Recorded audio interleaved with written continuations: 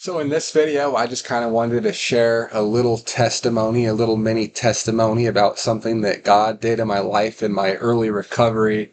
And one of the things that really kind of brought it about is I came across this video of Steve Harvey. He was sharing his testimony. He was talking about how he'd been homeless and he'd been in it. He'd experienced, the addiction and the homelessness, and that he grew up in the hood, and that he made one of those 911 prayers that we're all so familiar with. And he's like, man, God, if you ever bring me out of this, man, I'm going to tell everybody it was you. And I related a lot to that. I made a similar 911 prayer right at my rock bottom moment, because it's like, I was so sick and tired of being sick and tired, and I tried before, and it's like I knew of God, and I I tried, right? But it's like that my life was round and around and around, failure after failure after failure.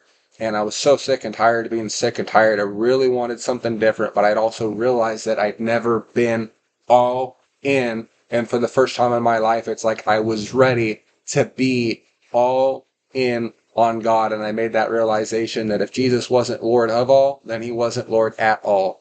And I became willing to go to any and all lengths. And it's like I made this prayer too, because it's like I wasn't entirely sure, but it's like, man, God, you know, I'm gonna assume that you're the most real thing, out there, and that you're in control, that you're in charge, and that your power is real. And I'm gonna give you everything, and I'm gonna completely surrender everything to you all the time, and I'm gonna bring you with me to work, and I'm gonna read my Bible at work, and I'm gonna praise you at work, and I'm gonna sing songs about you at work, you know what I mean? And I'm just gonna live for you and surrender to you and give you everything, like, all the time, right? And if it doesn't work, you know what I mean? If it doesn't work this time around, then I'm gonna go on to the bitter end, right? And a lot of us know what that looks like, that the bitter end. And a lot of my early recovery, I had that kind of fear on board, because like I was waiting for it to not work out, right? I was waiting for the same old story, the same old failures to come, the same old shortcomings, the same old character defects, and I was just waiting to wind up right back where I started, right?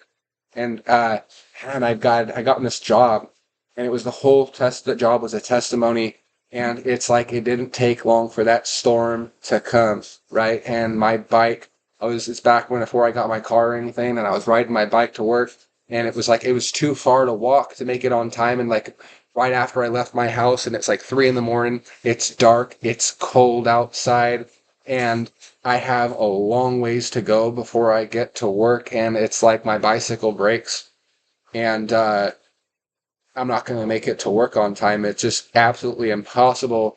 And it's like I needed, right, to win. I needed to succeed. I needed things to be different this time. And it's like I needed to get to work on time, right? Like I couldn't do it. It's like, not again, not this time. I have to make it, right? Like I have to win. I have to get out of this. I have to keep going, because it's like I've got these goals. I want to live the life. I want to do all of the things. And it's like, if I lose this job, and it's like, and then I'm gonna fall out. You know what I mean? It's like I can't do it. It's like I don't have another try left in me, right? And so it's like I pick up the bike, right?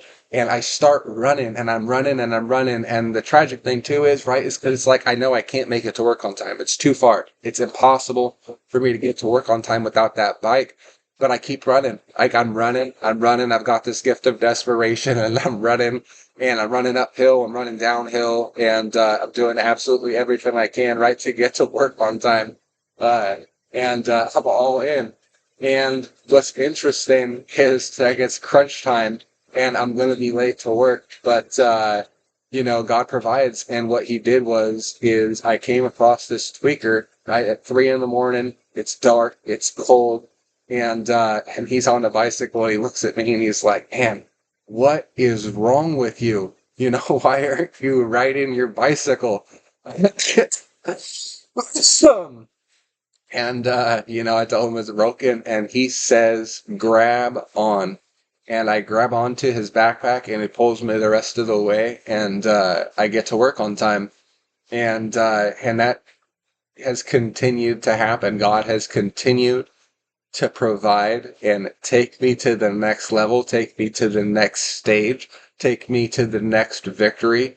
And I've just stayed all in, right? And it's like, but it's like my best has never actually been what's brought about that victory, right? It's always been God.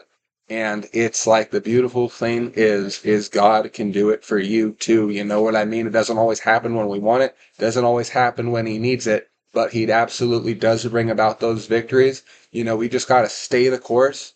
We have to stay all in. We have to be willing to go to any and all lengths to have that victory. And it's like if we just stay the course, we give the program everything we have, you know what I mean? We give God everything we have. We stay in that surrender. We stay in that obedience. It's like God continues to show up and show out and do what we can't do for ourselves, you know what I mean? And bring about victory. And it's a beautiful thing. And I hope you have a happy new year.